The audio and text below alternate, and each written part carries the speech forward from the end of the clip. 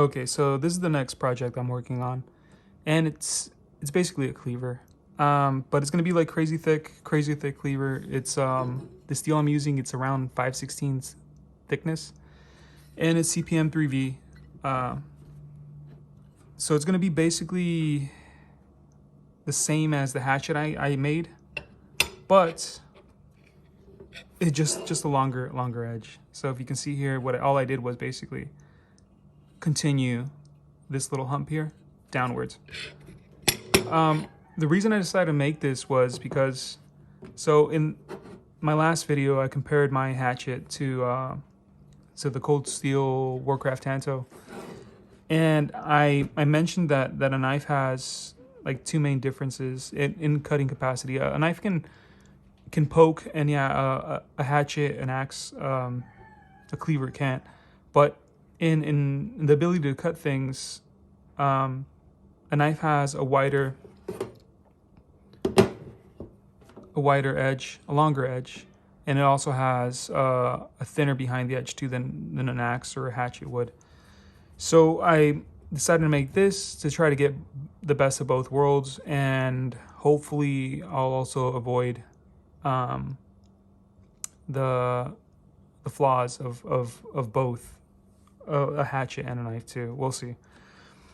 So the way I'm going to do that, hopefully, is I decided to, I made a longer edge. So this is 5¼ inches in comparison to 2½ inches. And then also I'm going to grind this to about here. So I'm going to grind it up. The primary bevel is going to probably be a little bit less than 2 inches. And that's going to give me a much thinner behind the edge than the axe. And it's also gonna make it a gradual taper to the edge too. So it should make the cutting capability of this edge a lot better than this axe. It's like I'm losing my voice. All right, so other than that, the only thing I decided to add to this was this here, how this handle flares here. And the reason for that is just from using this axe. Whenever I cut, so when I cut things that are stationary, it's fine. But when I cut things that are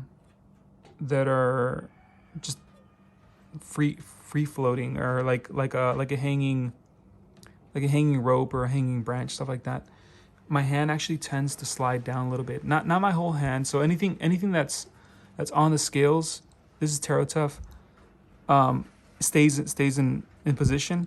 But since the metal in the back is so thick and smooth, it basically, my hand tends to move a little bit, just slightly.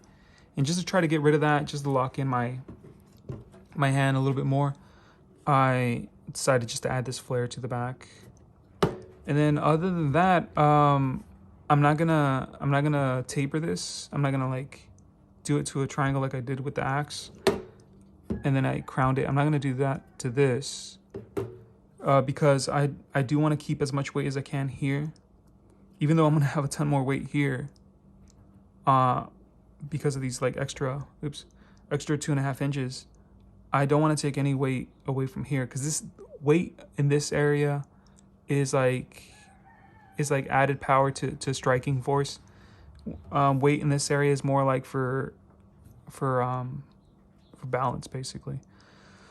So but besides all that, I am gonna try to take this the weight on this to probably like 1.7 pounds. This is 1.6, so I'm gonna try to shoot for 1.7.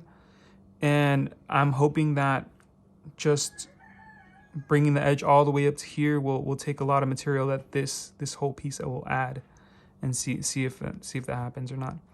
One of the benefits actually that I can't incorporate into this cleaver that was brought up by RT Knife and Sword. So very good point. He mentioned that one of the benefits that a knife has is, so like a third benefit is speed. So you can get you can swing a knife at a much higher speed than you can a hatchet, simply because of the mass. So this weighs a lot more than a knife, you know, like with a 7.5 inch blade would weigh. So yeah, you can swing a knife a lot faster, and especially, you know, the longer you go, you'll get a lot more speed at the tip in a knife than you would you know, an axe. So thank you for the comment. That's a great point. I'm not going to be able to incorporate that into the cleaver, but what's nice about that is just I'll be able to, with just testing, comparing this cleaver to the axe, and then also comparing it to the Cold Steel Warcraft Tanto, I'll be able to see how much of a difference a longer edge and, you know, a thinner behind the edge taper, how much of a difference does that actually make in cutting like freestanding things like water bottles and ropes and stuff like that, which this doesn't really do well in at all. So hopefully, like I said, I'll get all the benefits, or most of the benefits of both a knife and a hatchet in this design, and try to minimize the flaws. Okay, so yeah, if you have any questions, let me know. I always answer questions. So yeah, and hopefully it turns out fine. I'll show you this cleaver one more time before I send out to get it heat treated, and by then it should have basically, I mean, all the aspects I talked about. And yeah, we'll see how it looks then. All right, bye.